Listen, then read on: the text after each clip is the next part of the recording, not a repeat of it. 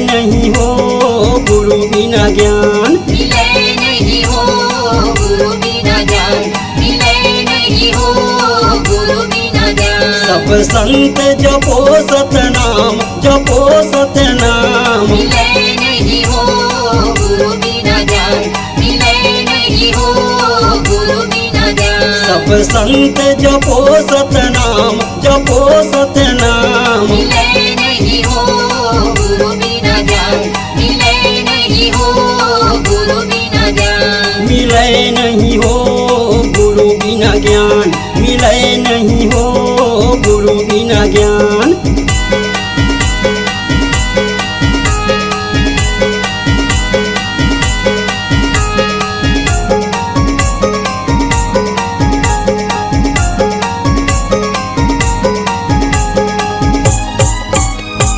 पहली गुरु है संतो माता पिता, माता पिता, माता पिता, माता पिता, माता पिता, माता पिता। दूसर गुरु है संतों ज्ञान के देवैया, साक्षर करैया, साक्षर करिया, साक्षर करिया, साक्षर करिया, साक्षर करिया।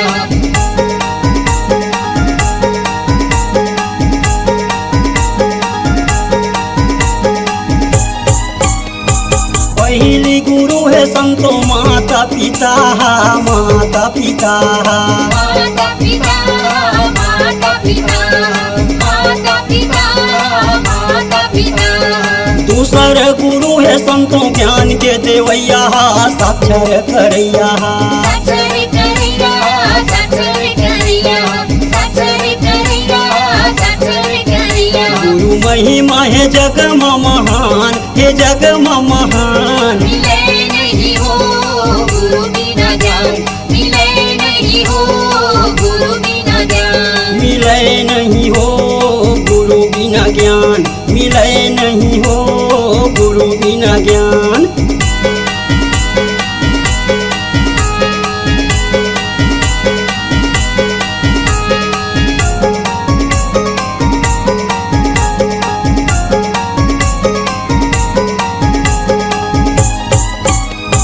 तीसरे गुरु है संतों कान के फूकैया, कंठी के देवैया, कान के फूकैया, कंठी के देवैया, कान के फूकैया, कंठी के देवैया।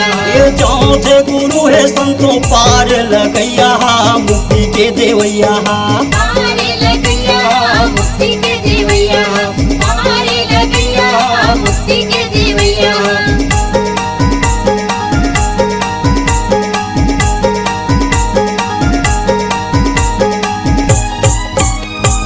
तीसरे गुरु है संतों कान के फूकैया, कंठी के देवैया, कान के फूकैया, कंठी के देवैया, कान के फूकैया, कंठी के देवैया। ये चौथे गुरु है संतों पार लगैया, मुक्ति के देवैया, पार लगैया, मुक्ति के देवैया, पार लगैया, मुक्ति के देवैया। गुरु महिमा अनंत अपार, अनंत अपार। मिले नहीं हो गुरु बिना ज्ञान, मिले नहीं हो गुरु बिना ज्ञान। मिले नहीं हो गुरु बिना ज्ञान, मिले नहीं हो गुरु बिना ज्ञान। मिले नहीं हो गुरु बिना ज्ञान, मिले नहीं हो गुरु बिना ज्ञान। सब संत जपो सतनाम, जपो सतनाम, मिले